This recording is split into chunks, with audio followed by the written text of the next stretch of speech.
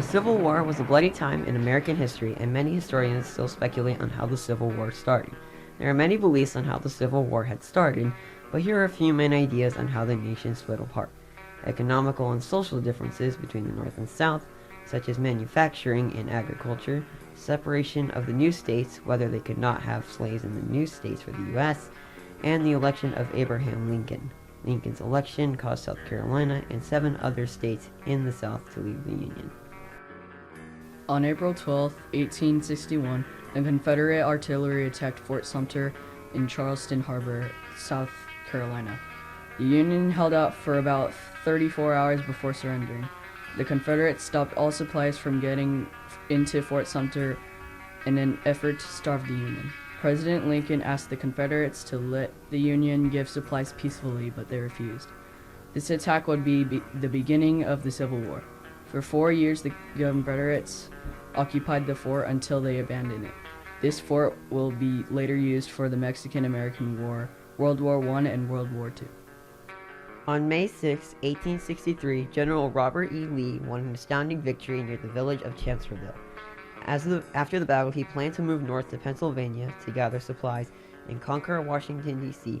in order to win the war in the name of the Confederacy. President Lincoln asked General Joseph Hooker to intercept Lee's army. Hooker followed Lee's army for a few days across the Potomac River until Hooker was relieved of duty since he hated the job. Major General George Meade then took control of the Union Army and continued to head north.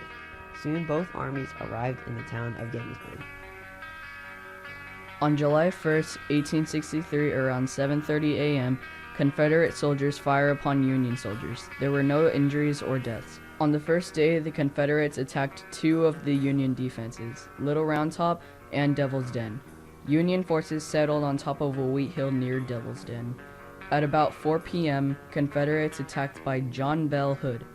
Union forces are heavily attacked and required reinforcements. Help came, but a second wave of Confederates came, forcing the Union to retreat and lose Devil's Den.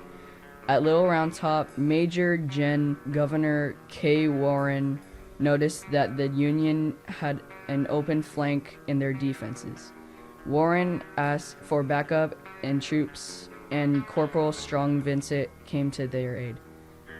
Both sides fought for many hours, and soon the Confederates needed new supplies. Eventually, the Confederates retreated, making the Union win part of that battle.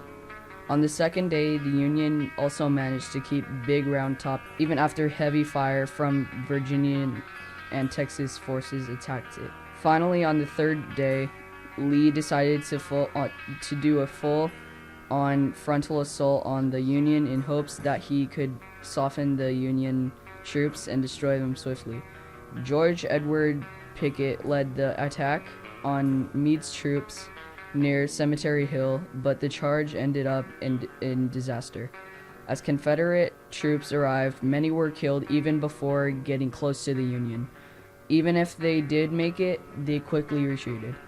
This was the final Battle of Gettysburg, ending in the Union victory.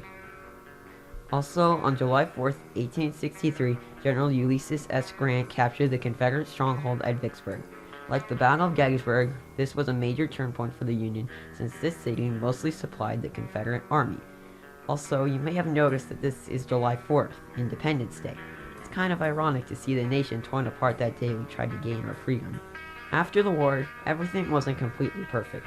Reconstruction went underway when the war struck, and many laws were passed to give blacks rights, but it wouldn't be until 100 years later that blacks would have their full rights.